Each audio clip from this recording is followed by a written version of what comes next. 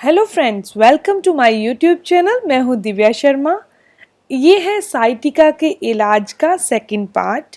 क्योंकि जो first part था उसके अंदर सिर्फ इसके योगा जो 2 ही कवर किए गए हैं और इसकी सावधानियां ही कवर हो पाई, क्योंकि वीडियो थोड़ी ज़्यादा लंबी हो पा रही थी। इसलिए अब इसमें हम बात करेंगे इसके आयुर्वेदिक ट्रीटमेंट के बारे में, जो कि बहुत परफेक्ट है, और इसकी सूर्य चिकित्सा के द्वारा इसका ट्रीटमेंट। ये दोनों ही चीज़ें इस सेकंड पार्ट में कवर की जाएंगी। फर्स्ट पार्ट में हमने इसकी ये साइटिका क्या है इसके बारे में भी बताया था और इसकी सावधानियां बताई थी। एक ही चीज़ सोचें कि ये दोनों ही वीडियो एक ही हैं, और जो पहला पार्ट देख रहा है वो सेकंड पार्ट ज़रूर देखें, और जो सेकंड पार्ट देख रहा है और वो फर्स्ट पार्ट ज़रूर देखें। क्योंकि ये सिर्फ इनके 2 पार्ट बनाने का एक ही रीज़न है कि ये वीडियो का ज़्यादा लंबे होना। नहीं तो ये चारों की चारों जो चीज़ें हैं, सावधानियां, योगा और आयुर्वेदिक और सन थेरेपी के द्वारा जो ट्रीटमेंट है, ये चारों को आप फॉलो करके साइटिका की प्रॉब्लम से बहुत बहुत जल्दी आज़ादी पा सकते हैं। अब बात करते हैं अगले आसन की, जो है मत्स्य आसन। मत्स्य आसन में आप पलाथी लगाकर बैठ जाइए। पलाथी इस टाइप से हो कि आपके दोनों पैर ऊपर हों। उसके बाद हाथों के सहारे अपने सिर को नीचे की तरफ यानी पीछे की तरफ ले जाएं और अपने दोनों हाथों से दोनों पैरों को पकड़ लें और बीच में से गैप रखें, यानी कि आपकी चेस्ट जो हो वो ऊपर हो। इस टाइप से आप इस आसन को करें और इसके बेनिफिट लें, क्योंकि ये सारी के सारे हैं आसन जो साइटिका के लिए बहुत ज़्यादा बेनिफिशियल हैं। उसके बाद आता है पवन मुक्त आसन। पवन मुक्त आसन में पहले आप लेट जाएं, फिर अपने दोनों हाथों को बंद कर लें अपनी फिंगर से।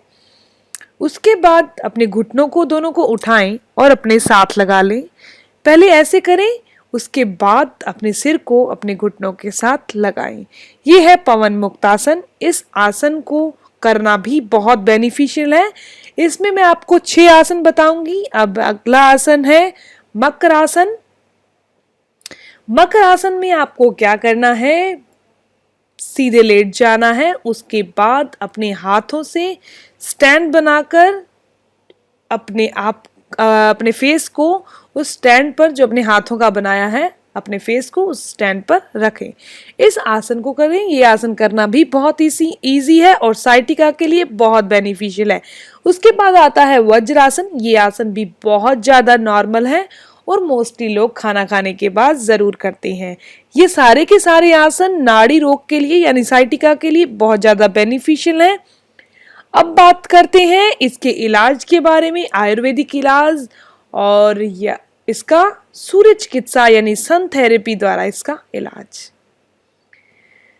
आपको क्या करना है, 4 या 5 लहसुन की कलियां लेनी है। जैसे कि पिक्चर में 6 कलियां दिखाई गई हैं, उस अकॉर्डिंग से इसमें से 4 या 5 लो। उस 4 या 5 कलियों को दूध, 1 गिलास दूध को बॉईल करो और इसको बारीक बारीक काट कर उस दूध में डाल दो और सिम पर रख दो।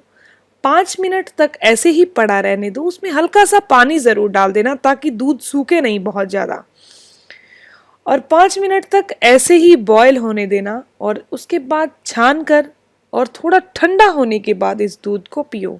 आप इस दूध को किसी भी टाइम पी सकते हैं। ये साइटिका के लिए बहुत ज़्यादा बेनिफिशियल है, क्योंकि इससे जो लहसुन होती है ये बॉडी के अंदर जाकर ब्लड का सर्कुलेशन और नाड़ियों को बिल्कुल सही करने का काम करती है। एक चीज़ ध्यान रखें, जिनको बीपी लो की है बीमारी वो लहसुन नहीं खाएं, यानी कि ये ट्रीटमेंट वो फॉलो नहीं कर सकते।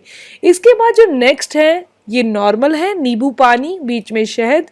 ये इसलिए बताया गया है क्योंकि कॉन्स्टिपेशन, ये लोगों को ऐसे लगता होगा कि कॉन्स्टिपेशन के साथ साइटिका का क्या रिलेशन है। जिनको भी कॉन्स्टिपेशन है उनको साइटिका की बीमारी जो है उसका दर्द ज़्यादा सहना पड़ता है और कोई भी इलाज उन पे काम नहीं करता। इसीलिए आप गुनगुने पानी में 1 चम्मच शहद और आधा नींबू डालकर ज़रूर पिएं ताकि पेट साफ अच्छे से हो सके और कॉन्स्टिपेशन की प्रॉब्लम फेस नहीं करनी पड़े। उसके बाद आता है मेथी दाना और अजवाइन। आप मेथी दाना और अजवाइन को बराबर मात्रा में ले लें। बराबर मात्रा में लेने के बाद आप इनको पीस लें यानी पाउडर बना लें और इनका आधा चम्मच सुबह के टाइम और आधा चम्मच शाम के टाइम इनको लें।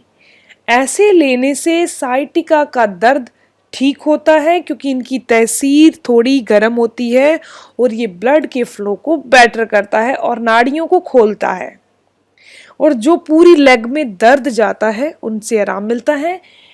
अब नेक्स्ट बता रहे हैं आपको सन थेरेपी के द्वारा, लेकिन एक चीज़ का ध्यान रखें कि आपको जो पहले इंस्ट्रक्शंस बताई गई हैं यानी सावधानियां बताई गई हैं और जो योगा बताए गए हैं उनको तो आप चाहे सन थेरेपी करो चाहे आयुर्वेदिक इलाज, इनको तो दोनों को करना ही है।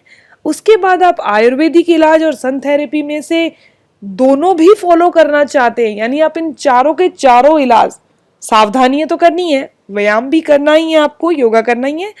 अगर आप आयुर्वेदिक इलाज और सन थेरेपी दोनों साथ में फॉलो करना चाहते हैं तो उनके बेनिफिट्स डबल होंगे, ये 100% गारंटी है।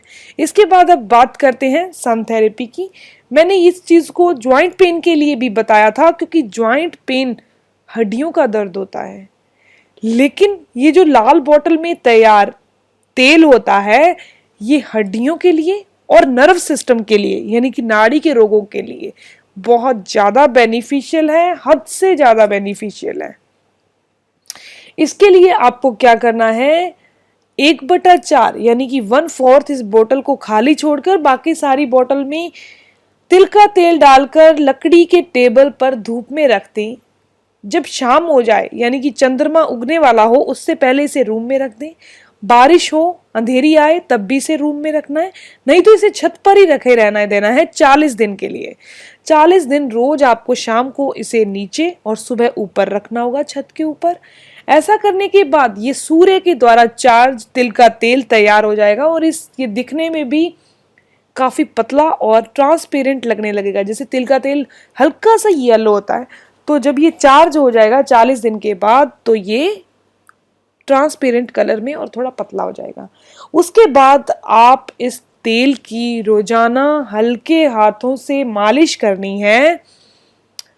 वो भी आपको क्या करना है, मालिश कैसे करनी है आपको मैं ये बता रही हूँ।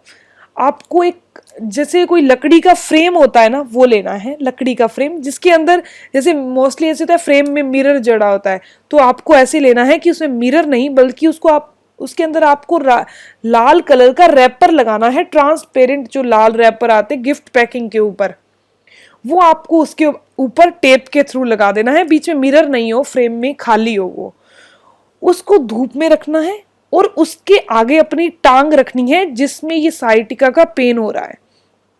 उसके बाद वो लाल रैपर में सूरज की रोशनी आपको मिलनी चाहिए ताकि लाल रैपर से होती हुई जो सूरज की रोशनी आपको मिल रही है वो आपकी लेग को, उसके ब्लड को फ्लो को तेज करती है और नर्व सिस्टम को सही करती है। ये इलाज बहुत ज़्यादा कारगर है और बहुत ज़्यादा बेनिफिशियल है।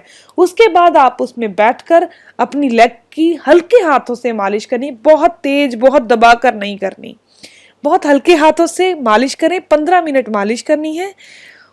जो मालिश करेंगे आपके पास वो फ्रेम हो रेड रैपर वाला, इस अकॉर्डिंग से करें। ये बहुत बेनिफिशियल है, आप इसके सारे बेनिफिट लें, मेरी यही इच्छा है और इस साइटिका के पेन को दूर कर सके क्योंकि इसको मैंने सहा है। मैं नहीं चाहती कि कोई और इस दर्द को सहे। मैंने जो इलाज किए हैं, मैं ठीक हुई हूँ, वही इलाज मैंने आपको बताए हैं। ये थी इंफॉर्मेशन साइटिका के दर्द से आज़ादी पाने के लिए, उसकी सावधानियां, उसके व्यायाम, उसका आयुर्वेदिक ट्रीटमेंट और सन थेरेपी ट्रीटमेंट। मैं ये बता देती हूँ, मैं ये नहीं कहती कि मैंने इसमें से सिर्फ आयुर्वेदिक किया था, मैंने सन थेरेपी और आयुर्वेदिक मैंने ये दोनों ही किए थे और व्यायाम भी किया था और कि जो इसकी इंस्ट्रक्शंस हैं मैंने वो भी फॉलो करी, तभी मैंने आपको चारों बताई हैं। आप भी इस चारों को करें और इसके बेनिफिट्स लें। अगर आपको ये वीडियो अच्छा लगा तो प्लीज़ मेरे वीडियो को लाइक ज़रूर करें और अपने फ्रेंड्स के साथ इन्हें शेयर करें ताकि वो भी इस दर्द से आज़ादी पा सकें। मेरे चैनल को सब्सक्राइब करें ताकि आपको मेरे वीडियोस की अपडेट आपको मिलती रहे। मिलते हैं एक दो और इंफॉर्मेटिव वीडियो के साथ। तब तक के लिए stay healthy, always be happy. Thank you for watching my video. Okay.